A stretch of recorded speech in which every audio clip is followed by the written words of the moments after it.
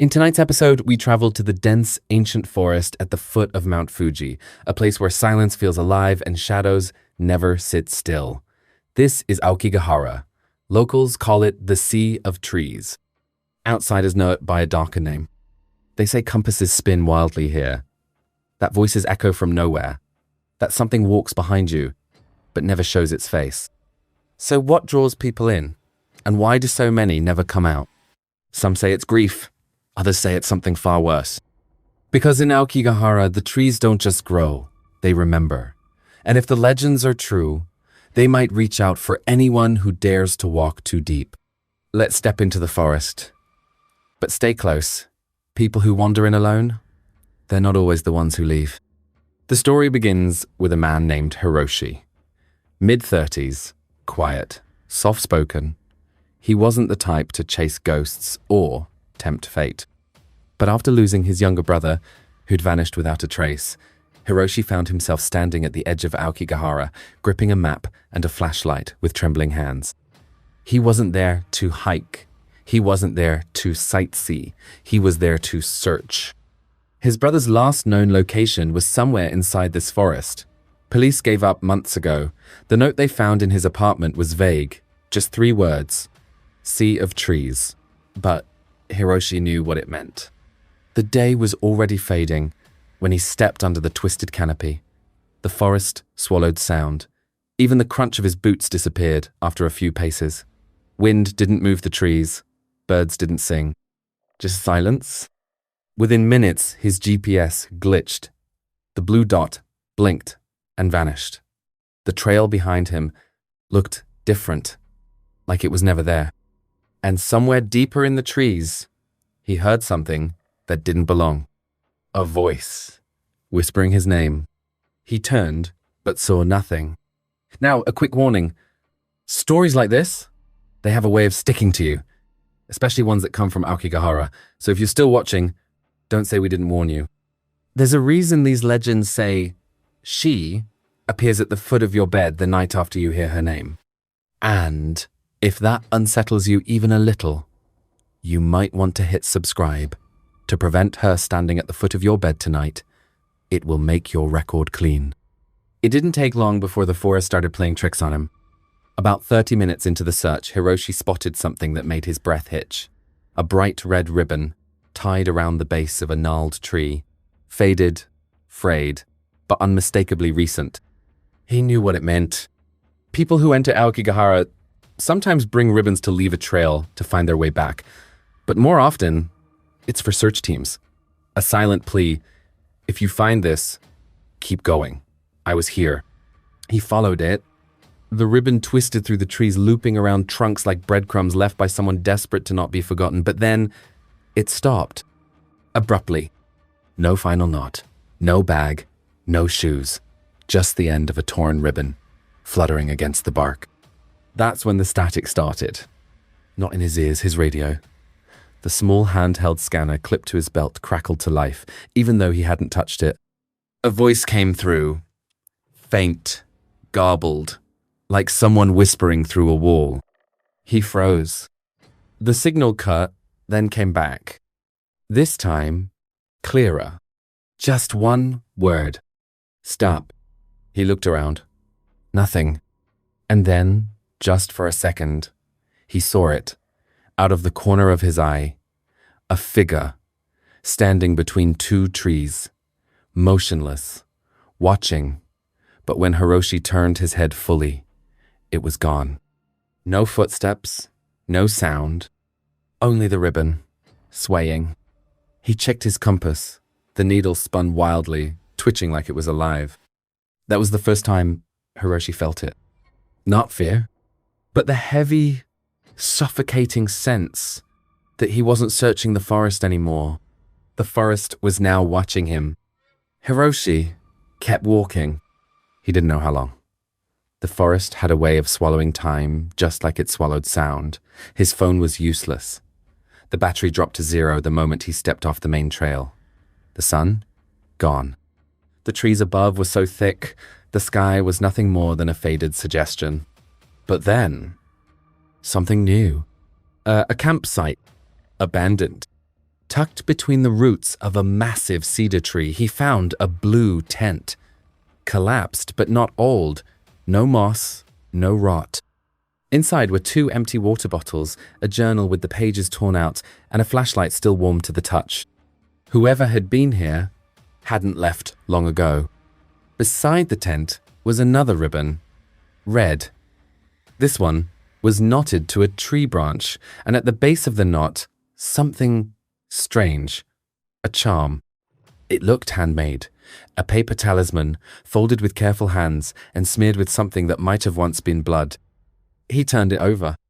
4 characters, scrawled in desperate ink.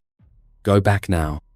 As if on cue, he heard something crunch behind him. He spun around. Nothing. Then again. Closer. He called out, "Hello."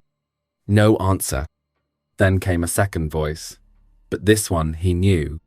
His brother's. It echoed, soft and hollow. "I'm here." Hiroshi's stomach dropped. He ran toward it, stumbling over roots and dead branches, the sound pulling him deeper like a lure. But with every step, the forest changed. The trees grew tighter together. The air felt colder, heavier. Then he saw her, a woman, pale, dressed in white, hair draped over her face like wet curtains. She stood still, barefoot, feet just inches above the ground. Floating, behind her, the ribbon trail continued tree to tree, as if she wanted him to follow. But when Hiroshi took a step, his body locked. Something inside screamed not to move. And that's when he noticed it. The talismans weren't just at the camp. They were everywhere now, hanging from branches, stuck to trunks, dozens, maybe hundreds. All of them facing her, as if many someones had tried to keep something trapped. But now she was outside the circle, and Hiroshi was inside. The air around him shifted. It felt thick, like breathing through soaked cloth. Every sound, his footsteps, his heartbeat vanished into the trees, as if the forest itself was holding its breath. And then she moved. Not walked. Slid. Effortless. Silent. Her face still hidden behind a veil of hair. Her arms hung limp, fingers stained dark at the tips, as if dipped in ink, or something worse. She didn't blink. Didn't speak. But every step she took made Hiroshi's vision blur, like the forest was bending around her. Behind him, the ribbons unraveled on their own, one by one. And that's when he saw it. The forest floor was scattered with phones, dozens, all cracked, all dead. He picked one up. On the screen, though it shouldn't have worked, was a photo of his brother standing in the same forest, next to the same woman. But in the image, she was staring directly at the camera, eyes black, mouth open, in a scream he couldn't hear. Hiroshi dropped it. A whisper slipped into his ear, cold, gentle, imitating his brother's voice. "Stay. I finally found peace." That's when Hiroshi understood. This wasn't a search. It was an invitation. He stumbled backward, gasping for breath, as if the forest itself had been pressing on his chest. The woman vanished, not walked away, gone, like a candle snuffed out. The pressure in the air lifted, but the silence remained. Behind him, a rustle. An old man emerged from the trees. Faded jacket, a ribbon tied around his wrist. One of the local volunteers, maybe. Hiroshi hadn't seen another soul for hours, but here he was, calm, weathered, not surprised to find him. "You followed the voice, didn't you?" the man asked, not unkindly. "They always do." Hiroshi tried to speak, but the man raised a hand. "She's not your brother," he said. "None of them are. The forest remembers the ones it takes. It can wear their faces, mimic their words. But what's inside," he trailed off, "isn't human anymore. The ribbons, the talismans, the journal pages torn out, they weren't left by the lost. They were warnings. Traps meant to lure the living in, under the guise of helping. She's not trying to find peace, the man added. She's trying to bring others into her grief, to feed it. And just like that, Hiroshi realized he had never been searching for his brother. He'd been walking straight into his arms. The old man turned, gesturing for Hiroshi to follow. But when Hiroshi looked back, the forest had changed again. The ribbons were gone. The path he came from vanished. Only trees, wall to wall.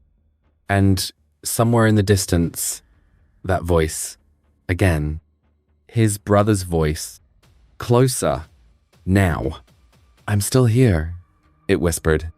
The old man froze. Don't answer it. But Hiroshi couldn't help himself. He turned, just once, and the woman was there again, closer this time, her face still hidden, her mouth twitching like she was about to speak. The old man shouted something, but it was too late. Hiroshi blinked, and she was gone. So was the old man. So was the path. Now it's just him. And you, still watching, still listening. Just remember, some stories don't end when the screen goes black. And if you hear your name whispered tonight, don't answer.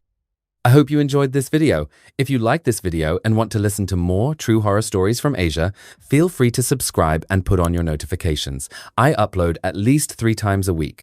Wish you all the best.